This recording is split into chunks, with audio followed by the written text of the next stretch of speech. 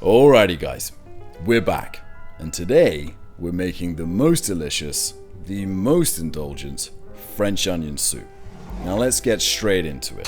We're gonna begin by making our broth, and to do that we need to roast some beef bones. So into the oven they go for half an hour. Then we need to prep our vegetables, and by God, we do not need to be fancy here. So chop it up, keep it easy, there's no pressure. So we quarter some onions. I did 3 small ones.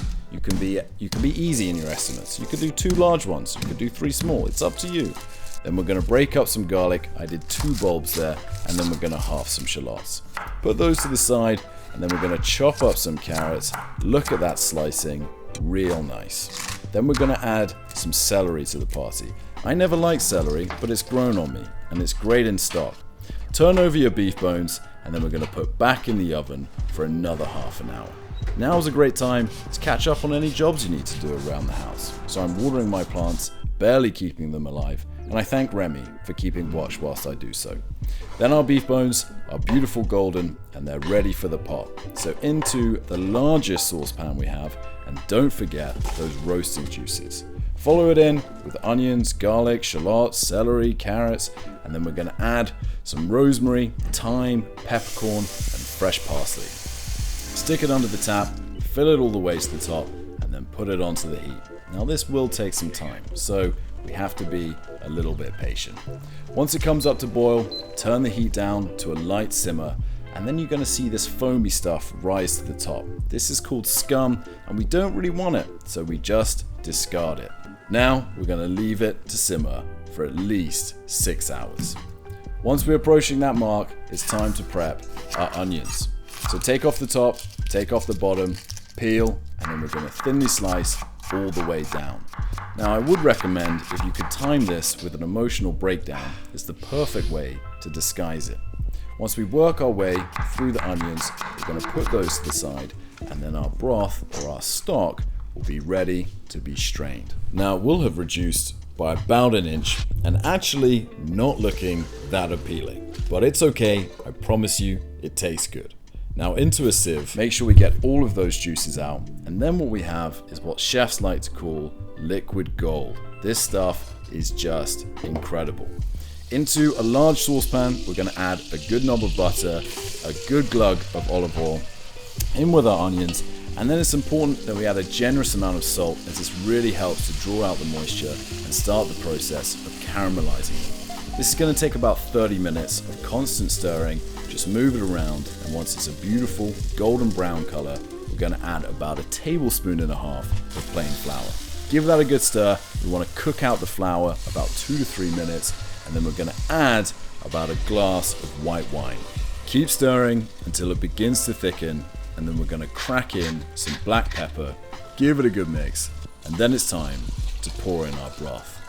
Give it a nice stir, and then we're going to add 2 bay leaves and leave to simmer. Meanwhile, it's time to feed Remy, because once again, he's been very patient, and it's his supper time. We also got him a new bowl, which has really helped with his messy eating, so that's a win.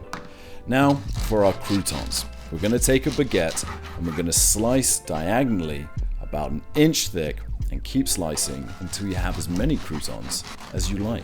Then into a baking dish, we're going to add a pinch of salt, and then top generously with olive oil. Then into the oven for about 5 to 7 minutes, and meanwhile we can prepare our cheese. So with a good block of Gruyere, we're going to start grating and quickly realize we should have sliced in half, because it's much easier this way. Once we've got an unhealthy amount of cheese, we're going to put it in a bowl, and now our croutons should be ready. Now we want these to be beautifully crisp but not overly toasted, because we want them nice and soft once they're in the soup. Then we're going to take a clove of garlic, rub all over generously, and then remove the bay leaves from the soup, and it's ready to soup up. Soup up, serve up, I don't know, it's just ready. Into a bowl. This really needs to be an oven-proof dish, otherwise you're going to have a real mess. Top with a little bit of cheese, then on with the croutons, and then a god almighty amount of cheese, and then onto a baking dish and under the grill for about 6 to 8 minutes until beautifully golden and ready to serve. But make sure you keep an eye on it, as it can burn quickly. And there you have it, the most delicious, the most indulgent French onion soup. All right, here we have it.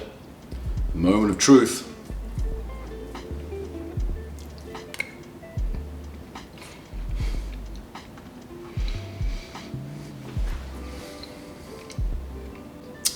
I mean, I don't even know where to begin. It's good. It's really good. It's really good. It's always hard to describe, like, just how, it's just such a rich, comforting hug. That's how it tastes to me. It's like a warm hug, but it's French, so, you know, you don't want it to be too close, but it's still a nice hug. Ah.